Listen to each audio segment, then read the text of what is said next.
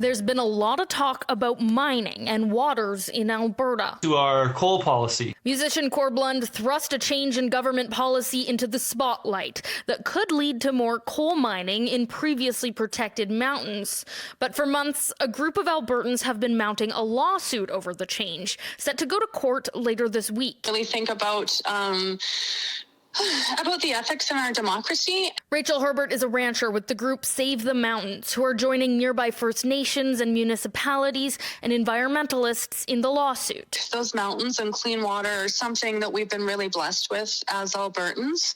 And if anything is going to affect those, I think that all Albertans need to have a say. What happened was a policy that's been around since the Lougheed era in the 1970s, protecting certain areas from mining, was quietly revoked the Friday before May Long Weekend 2020, when most Albertans were dealing with the first wave of COVID-19. Now, the timing and lack of consultation is being called ethically and morally wrong. But the question the government is betting on, was it legally wrong? No consultation took place with Albertans.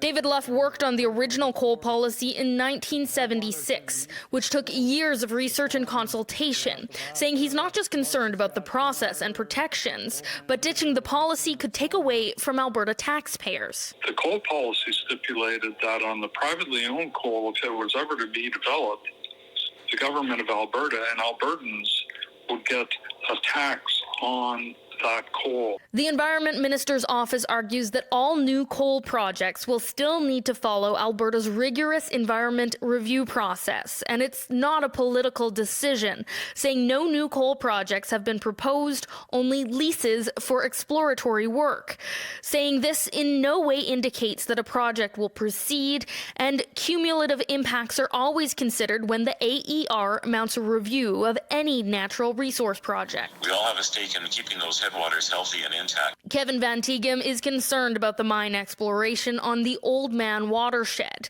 hiking up to get these pictures. Plume of dust down onto the snow below it where the winter winds had blown the dust from the coal onto the landscape. His images getting over 1,000 shares on social media, adding to the uneasy feeling for some Albertans about the process, not knowing what these mountains could look like if an open pit mine is allowed.